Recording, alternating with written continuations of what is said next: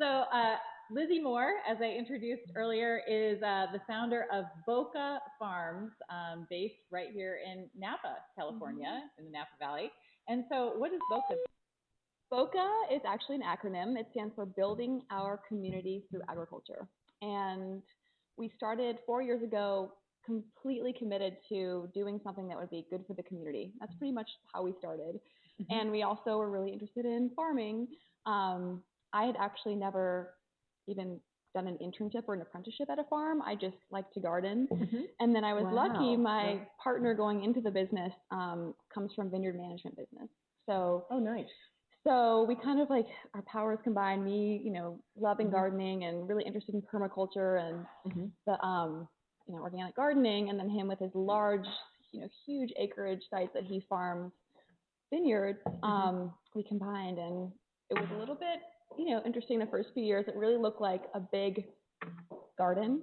It was mm-hmm. very chaotic, and but it was beautiful in its own way. And since we've been our fourth summer season is coming up, we definitely nailed it in, and now we're really able to produce a lot. But anyway, so we have a lot of focus on community. We have a community garden at our mm-hmm. site, which is wonderful. And then I actually used to be a teacher at Blue Oak School in downtown Napa before I started the farm. And so we also work really closely with the school and are developing some collaboration there. I do too. It's so great. And then we also have a school next to BOCA called Snow School here in Napa, mm-hmm. which is Napa Valley Unified School District Elementary School. So easy for them to just walk down the hill and come out to the farm, mm-hmm. which is so great. I'm so glad to hear you're doing that. Thank you. I was just reading a story about a school in the Lower East Side of Manhattan called Essex Street Academy, and they are actually, through the Slow Food New York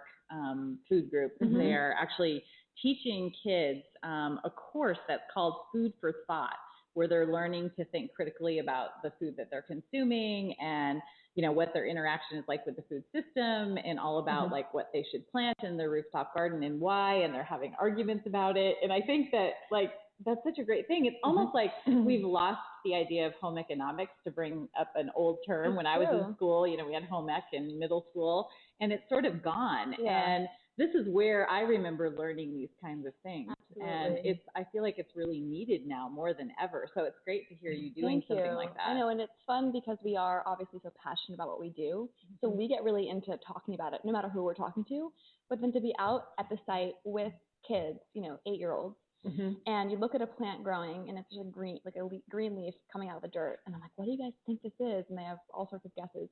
And then you pull it out, and it's this huge, beautiful beet. Mm-hmm. Just the awe and surprise and excitement that they have just in that moment is so pure, and it's so inspiring. And I'm getting really excited because I'm as a nerd getting really into it. But then they're just oh my God, we can't believe it. We can't believe it. And but it is true. I see with the students that come out across the board, they're just it's surprising how little they know. I can show them something like a broccoli before it's actually flowered to make, the head of broccoli, and even more simple things like lettuce. They just won't even know. They won't even know, that in a few weeks it'll become this thing that you see in the grocery store that you see on your dinner table every night. There's still that disconnect. So little by little, these amazing projects like the one that you mentioned, and we don't have to reinvent the wheel. There's so many, especially in this area, that we can draw from. So that's definitely a focus for us. That's cool. So you also have a CSA, and some of you may have heard that, but do you want to explain what a CSA is? Absolutely. So CSA stands for Community Supported Agriculture. And this model has been around for a long time, and it's one that works pretty much for farms of all sizes, but I think especially for farms that are our size. Our properties under 7 acres, and we actually have only farmed on about 4 of them. So we're, physically a small space, but so it's a great model. The way it works is that basically you approach the community and you ask them to be shareholders in your farm. So at the beginning of the season, they will basically sign up, and the way it often works is they'll pay a overall big chunk of money to receive produce for the entire season. So, and by doing so, we get this huge amount of cash basically at the beginning of the season, which is so helpful because that's definitely the most expensive time. You're buying fertilizer, you're buying planting material, Right. you're doing a lot of labor to get the field going. And so you have this group of people in the community that are investing up front. And obviously from their angle, it's a risk. You know, you don't know, like maybe they want to have tomatoes all summer and they want this kind of tomato, and maybe we get a blight and the tomatoes don't happen. Right, that generally doesn't happen, and people always are excited by how it ends up being. But you know, you are taking a risk, but then you have this great community involvement, and then they get to come out to the farm. So we're pretty specific about wanting people in our CSA to come to the farm, to physically look and be there and see it evolve throughout the season. And also we have a few items in our CSA that our shareholders, as they come out to the farm every week to get their produce, get to pick themselves. I was just going to ask that, because I understand that there are some differences between CSAs like on the East Coast and some here. I'm not sure exactly what all of those are, but I heard that was one of them where, you know, some tend to be much more involved, where you're part of the CSA, so you're going and you're helping farm, versus others you just get the box. You know, I think in the there actually was a woman who I met a few years ago who, for her thesis, was studying this exact topic, which is like the difference of East Coast and West Coast, and just surveying a bunch of different CSAs. And I grew up on the East Coast, and I really like I'm kind of a stickler about that. Like, I want people to come and see it. I want people to feel it. I want people to smell it. I want the kids to see it change. I want people to see how hard it is to grow food, but also how rewarding, and like the emotionality of it is so important. And, you know, it's funny because this woman who I was talking to, she's like, well, it's definitely a California trend that like the customer is always right. And so instead of having this risk, like I was talking about, which I think is kind of, is for the emotionality of it, important. You know, you just get invested in it in that way. But there are these huge CSAs that they source from all sorts of farms, and they deliver to your doorstep. You can't complain. I mean, that's great that people are getting local produce from, you know, at least within California, we hope. They're all coming from California. But at the same time, I think it's so special, and I think we're so lucky in Napa to have a farm like BOCA, or, you know, so many farms in this area as well, that really bring people out into the field. Absolutely. And get your hands dirty. Get your hands dirty. Close with your food. Smell the earth, see the bugs, see it all different stages. Absolutely. So I think, and that, like, for me, you know, again, I'm nerdy, I'm passionate about it, obviously. But like, so I see, you know, like the sunflowers, like the bud of the sunflower getting bigger and bigger and bigger, and just like anticipating it bursting. But it's so nice. I can't tell you how rewarding it is to share that with, like, my neighbors and the people of Napa or whoever, you know, that are out there and seeing that and anticipating together. And I think it's, in terms of going back to our name, you know, building our community through agriculture, this way to do that just comes from physically being in a place together. Absolutely. It's so exciting, and where there is so much change. I mean, stuff happens quickly at the farm. So I can't help but looking at this beautiful, amazing array of veggies and herbs here on the table. And I'm particularly, careful. See, look at this. I'm learning as I go. I'm particularly drawn to this one, which reminds me of an artichoke plant somewhat, or the leaves of an artichoke plant. But what is this? This is a cardoon. And I love cardoons for a lot of reasons. You okay? I'm sorry. I am okay. No, it's all good.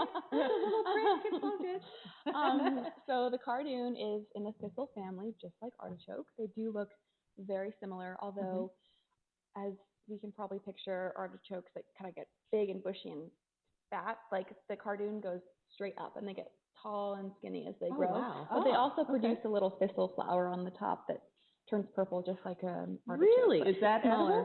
It's not. It's really small and tough. Okay. How tall do they get? They get, I mean, I've seen 8 foot, 10 foot. Wow. They can feed a lot of people. It's like a small tree. Yes. And also for those of us who are excited about bees, the bees love them because they are very drawn to the purple flower. Wow. There's a lot of pollinator activity around the cardoons. So I grew them just because I think that ornamentally they're really interesting, and you know, they're perennial. So it's amazing. At the end of the season, we just literally take like a chainsaw or some sort of saw, like a machete, and like machete, and just chop them all the way down. And by this time, you know, off with their heads, bushy and beautiful and big. But chefs like them too. They prepare them in a number of ways, but really good fried. Fried. That's a fried thing again. Maybe not for everyone. They definitely have a very unique flavor, but once prepared correctly, which definitely involves a lot of blanching to kind of mellow them out and soften them up, it's kind of the flavor of like artichoke hearts. But now you were mentioning earlier, can you eat the leaves? Like no. You cannot eat the leaves. So how would you would use prepare, this? for example, choose the little baby leaves. So you would rip off these beautiful outer leaves, and then you would peel it just as if you were peeling celery. So you just get the kind of stringy parts out of it. And then you chop it up and blanch and then fry or saute. So is it kind of a white color when it's cooked, or what's the... Yeah, it's kind of, whitish, pale green. Yeah, absolutely. Now, do chickens like the leaves? Yeah, you should take them to chickens. Well, we should see. Actually, are they too little? They're too little. Yeah, we put some lettuce leaves in yesterday because we got 2 earlier this week. Oh. And they just looked at it and dropped it straight into the water dish. And I was like, okay, not this week.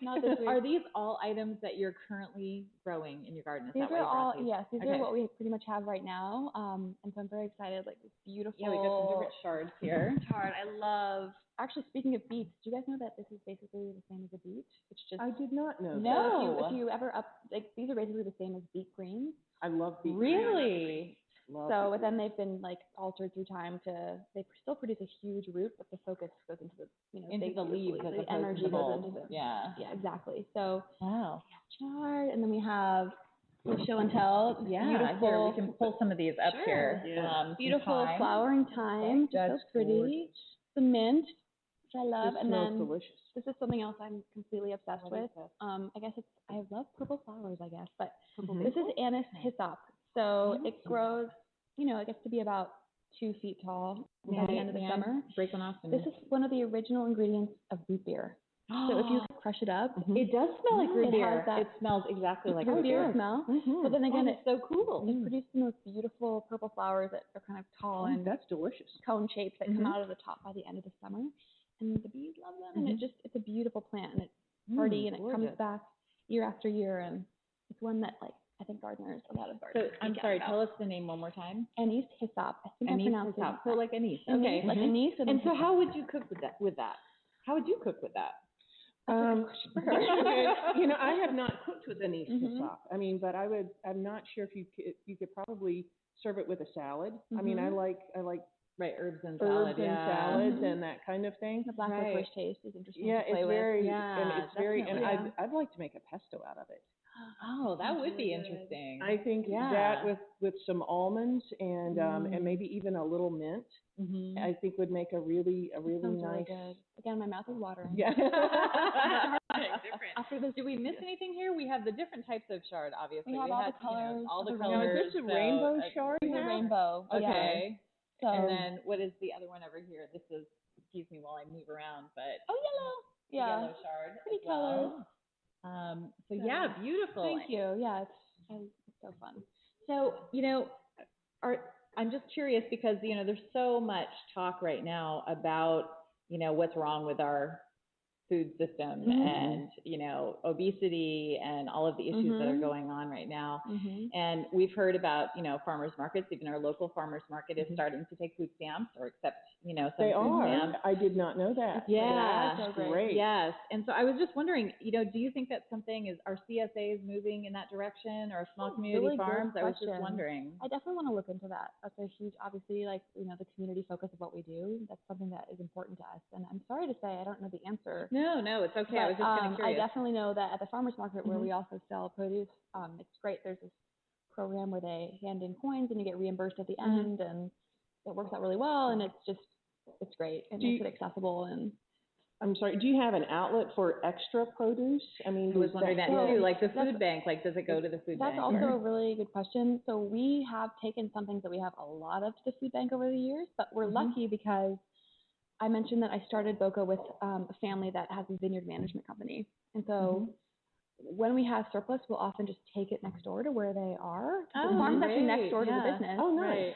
And so especially during harvest, as you can imagine, there's hundreds and hundreds and hundreds of guys that are there every day. And so it's just nice. A lot of them really appreciate it, and it's kind of the quality that they would get from Mexico or wherever they're coming from. So it's a nice thing, and it just feels good to be able to share it with people who I know definitely appreciate it, and are going to cook really delicious things with it too. So it's nice to have that outlet and see people get really excited about it, and imagine it being shared with Now, do you make any finished products from your garden, like tomato sauces to sell or fruit pies? That's definitely like to be successful, I think, as a small farm, you have to have we call value-added product. And I'm so excited because just recently the Cottage Food Act has been passed. So it's going to be fabulous. Much easier for us to do. And actually, Celine, do you want to explain that to people, what the Cottage Food Act is in a nutshell? In a nutshell, it allows a person to make or gross up to, I think it starts out at $30,000 or $35,000 a year this year.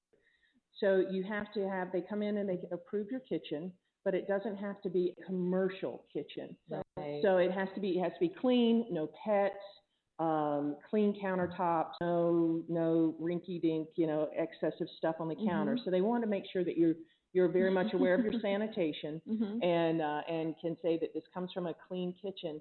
And then you are allowed to sell at farmers markets or online places like Etsy or wherever you can make and sell your product.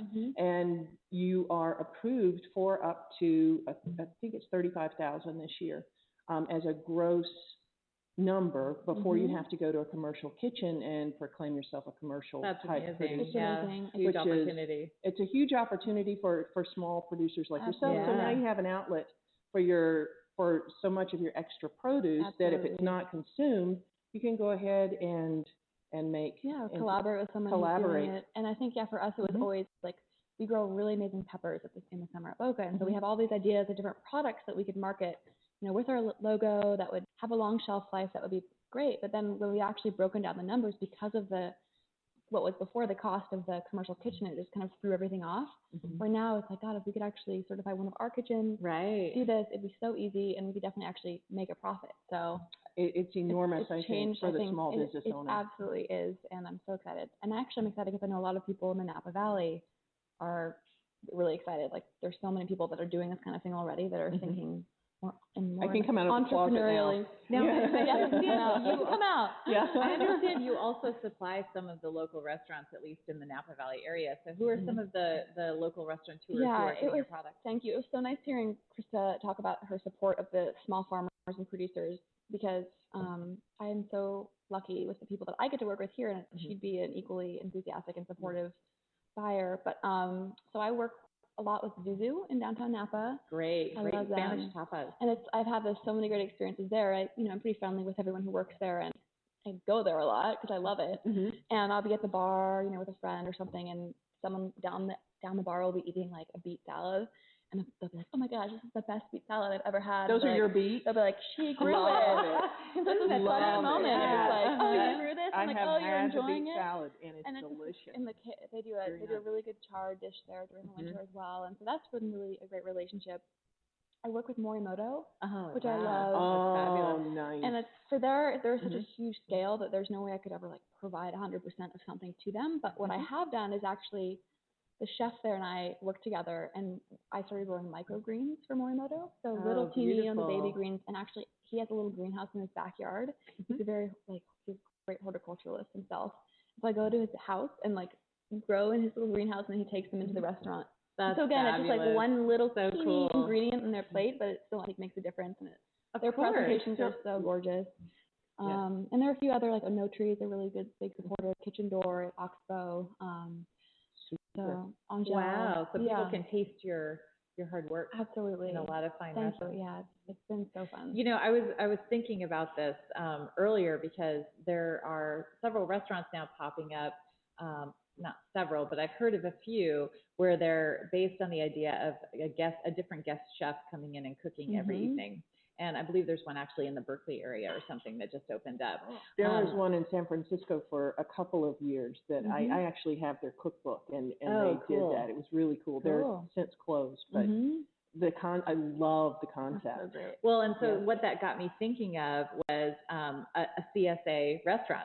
What if they're, as another spinoff, that would be kind of interesting. Of course, you're already supplying several restaurants in the area, but you know, if you had your own farm, you were a CSA, and then you had a restaurant on the side. So we could talk business later. I know. I'm like, if your kitchen is already approved, why not do a farm dinner where you can do everything there? Just bring people in. Totally. So we'll let you know when that gets scheduled. Absolutely. Yeah. Actually, it's interesting though. There are and I've talked to a few chefs in Napa about this, doing a CSA for chefs. So kind of like maybe this is like one step leading up to that, but where, you know, every week I'll deliver a restaurant quantity of stuff, but they won't know what it is. Right. And they'll have to like see what they have every week and then create a menu. I like it. That like would a be little fun. episode. Yeah, you know, exactly. There is a basket of goods. Food Network vibe to that idea. I think it'd be really cool. That's very cool. Good. Yeah. Well, is there anything else we should know? Like, how do we sign up, and what are the costs of getting one of your boxes? If anyone in the local area is interested. Thank you. So the boxes are $400 for a small box, which is about 1 to 2 people. But it's 20 weeks. So basically it's only $20 a week, which I feel like is a really good deal. It is a great deal. That is a very good deal. We actually costed out every box throughout summer, and they're pretty much based on retail price over the share price. So, and then the large box is 600 citizens, which is about 4 or 5 people size. Wow, that's a lot. That's great for a family. It's great. And so that's $30 a week again. So I think whenever I go to Whole Foods, for example, I spend like $30 on 2 things. So I feel like it's a pretty good deal there as well. And then of course the experience in the community. Absolutely. You could have your fresh vegetables, you know, and eggs or whatever for the week, and you know, be set. So. And then we also, I'm glad you mentioned eggs, because we also are partnering with Terramasso Ranch in Napa, which they have amazing eggs, and then Frog's Leap in Rutherford.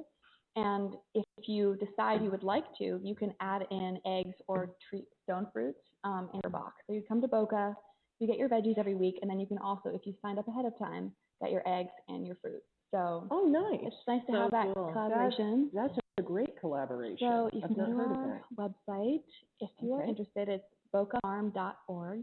And how do we spell that? Just in case. BOCA farm.org. And there's all the information you need to sign up. Super. Well, I have a question. I want to know how you choose what to plant every season. That's a great question. That's a really good question.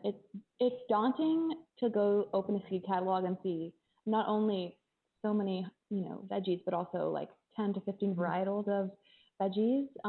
So it's a little bit overwhelming, but actually the chefs that I've collaborated with, before I even had planted one thing in the ground, I went from door to door to all the different restaurants and asked them if they wish they saw more of grown locally in Napa. So that was definitely a good place to start. Super. And so they gave me, you know, very specific varieties of things that they wanted me to grow, which is wonderful. And then in terms of the CSA, it's nice to have, you know, again, I was so new to this, every element of this before I started. You are a brave woman.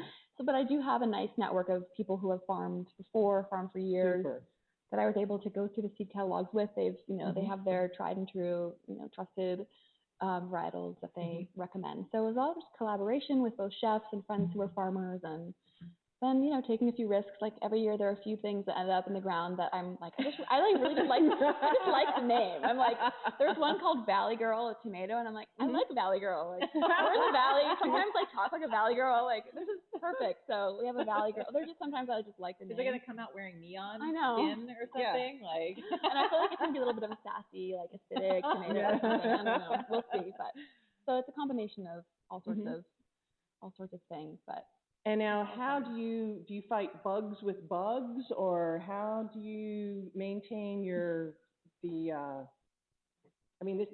I'm at a loss for words today. I mean, these are beautiful. There's not a bite, not a torn leaf. It's true. They look gorgeous. I mean, it's gorgeous. Yeah. How do you take care of that? Thank you. You know, that's organically? Been a huge struggle for us. Actually, you know, I think the thing that happens with organic farms is that it takes a long time. It's system-based farming. So you don't just have a garden and think about it as here's my garden for the summer. You think 5 years, 10 years down the line. And so it's taken us, especially just coming into the site where there are pests that we just have every year and they just drive us crazy. And I've really been resistant to using any sort of synthetic. I mean, we definitely don't use synthetic pesticides, but even organic pesticides, I kind of am like, so we've been, you know, resistant to any of that stuff, obviously. So we have actually planted for aphids. We planted a lot of beautiful flowers. I actually like to plant a whole row of cosmos or some other big, bold, colorful flower in between every like 4 or 5. It looks beautiful. Yeah. Cut flowers in the box. Make your clients yeah, happy. actually, CSA shareholders get to make their own bouquets every week. Oh, I would so love cute that. to see people make. But anyway, so I plant flowers, and the flowers attract ladybugs and the pollinators that kind of keep the aphids in check, which is nice, and also distract the cucumber beetles, which are a huge issue for us. Cucumber beetles, they look like ladybugs. They're yellow. They're kind of more oval shaped than ladybugs, and they're I've seen those, and I thought they were just a kind of ladybug. No, I'm glad to know what those are. They just like chomp. Okay. I mean, and then so we have, we deal with them in creative ways. And then you asked about the variety or how I choose, and there's just some things that, for whatever reason, but mainly pest pressure, if I grow them at specific times. Like, there's some things that I just won't try to grow anymore in the summer because I know they're going to get chewed up. But in the winter, because the cucumber beetles are dormant right now, they're beautiful. So you just have to kind of, again, it takes a long time to both build a farm system where the soil is healthy and the compost is going and the system overall is healthy. It takes a long time to be really patient. But then also you just trial and error. Now, can you let your chickens run through your gardens? We actually don't have chickens at BOCA yet, but when we do, I thought you did. Sorry. Yeah, that's okay. When we do, we will not. We will be. We have a pen set up for them. We're going to get them pretty soon. And when we do, though, they have a big, beautiful, long pen where they can be free ranging, but they will not be in the garden. Well, of course, they'd go eat all of the goodies. I know, right? So, although, if we did let them out, it's hard to say. Like, I'm sure they would chomp stuff, and they'd probably eat the bugs too. But at the same time, it's like, and they eat all the veggies too, and so they definitely scratch up like the small seedlings. Exactly. But I was just wondering if regulations would even allow them in the garden. I mean, you do a lot of things at a home garden that you can't in a public garden. So I didn't know if that was. That's a good question. Because they're the best bug eaters ever. Yeah, they find and that's what I have friends who've used them, and I've used them, and your plants definitely have to be on the mature-ish side or firm, but their roots have to be established. Yeah. And but they are the best pesticide I have ever used. Chickens are amazing. I think we're all, it's like the chicken fan club. I know, we are big chicken fans here. Definitely. Yeah, I can watch chickens for hours. And any favorite ways to prepare the things we have before us since these are in season? Oh my goodness. Well, I'm going to focus on the chard.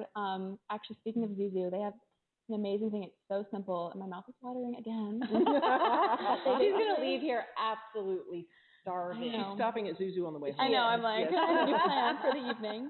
So basically, they take the leaves off, finely chop the beautiful, colorful or the stalks, and then basically just do a saute with butter and olive oil and pine nuts and some chili flakes and some garlic, and it's so simple. But it's just it comes out and it smells amazing, and it's just the freshness of the produce just really shines through in the simple dishes, and it's just the flavor is perfect, and you're like, that's healthy because I'm eating chard, but really it's like saturated in butter, which also makes it really good. But it's a delicious one. So that's a simple way and delicious way to prepare. And is there something that's, aside from cardoons, which for me were pretty unusual, is there another unusual vegetable that you're looking forward to planting, as summer comes? Absolutely. So there's one that I love. It was a huge hit, and actually I had chefs that were like battling over them this summer. Wow. I know. And chefs have knives. That could be fun. I know, that's true. So So anyway, they were called Mexican sour gherkins. And they look like, if you're walking in the field, it looks like ivy growing on the ground. Then if you lift up the little leaves, there's these teeny little things that look like watermelons, baby teeny watermelons. They're actually a kind of cucumber. And so you pop them, and they're delicious. They're bright, and they're a little bit sour. They almost taste like they're already pickled, like not overly sour, but they have a little bit of tartness. Like they sound cool. And they're so crunchy, and so. Are they spiny? Not at all. They're smooth, just like a little teeny watermelon. Oh, how fun! So I've got to check that out. They're so fun. So I do have those at the farmers market, and then also the CSA. It's one of the items where they get to pick themselves. And so it's kind of fun. They get to go and like dig through, and it's like a treasure hunt for the kids. Yeah. So it's really fun. So if you're not a member of your CSA, can you come by the farm and pick produce? because of our size and our scale and also because of the regulations, we don't really allow that, sadly. But just checking, just so our viewers thank know. you for asking. So we don't have a farm stand, and we have hours that we're there during the day, but generally we ask people to contact me ahead of time if they want a tour. Or, right.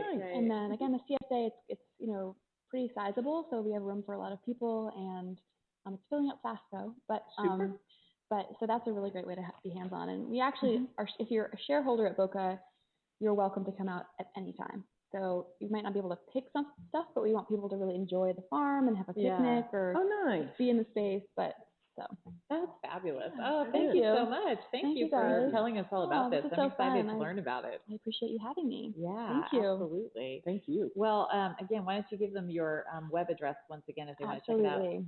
So it's BOCA Farm, BOCA Farm.com.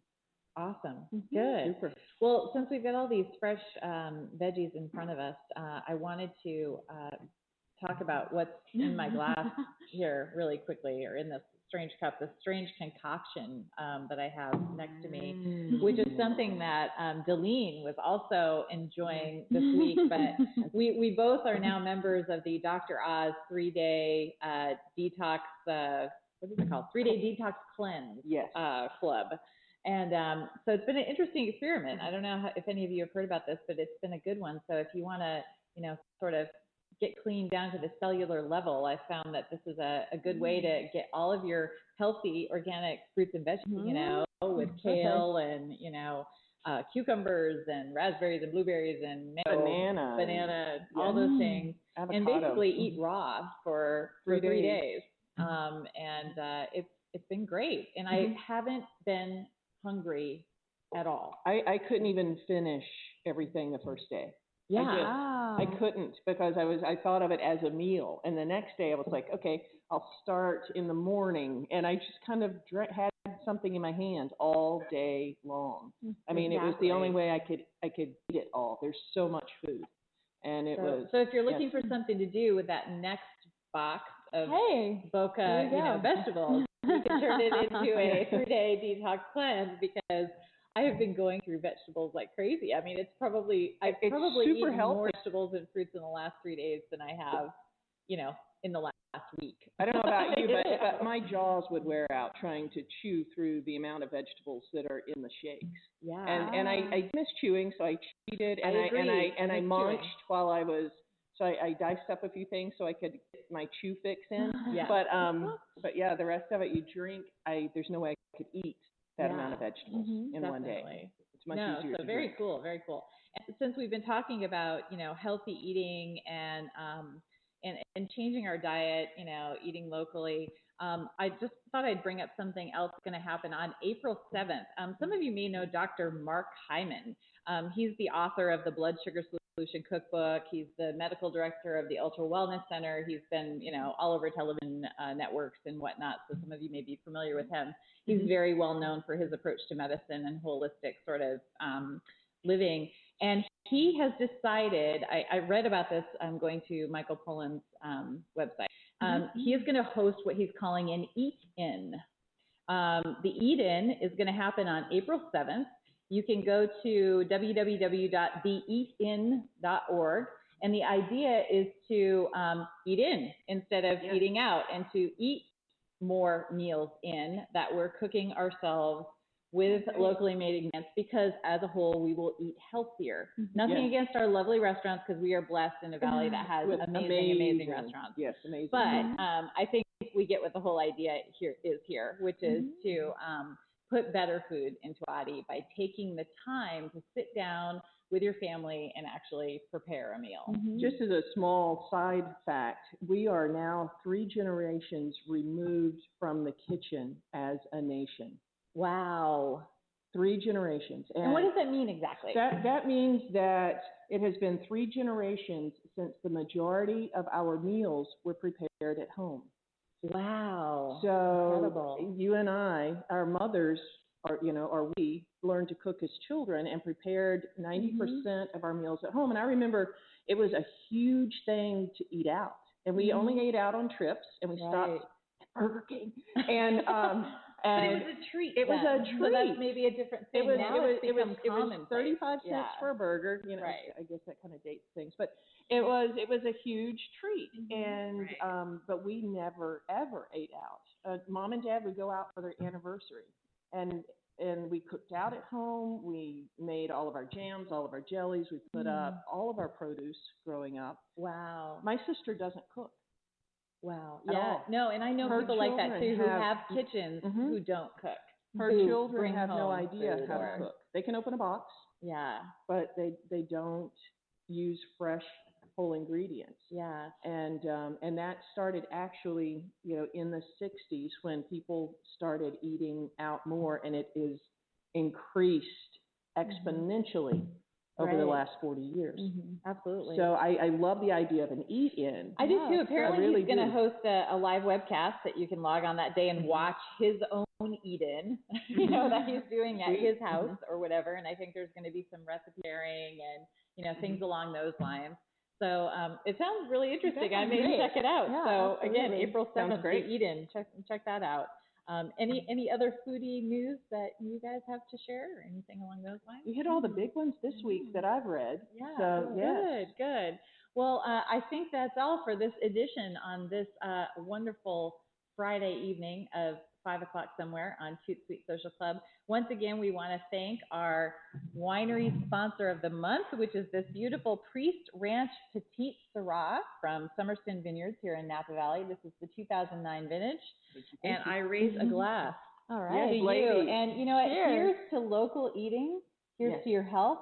And, here's to just good food. Good food. Good food and good wine. Good friends. Cheers. Cheers.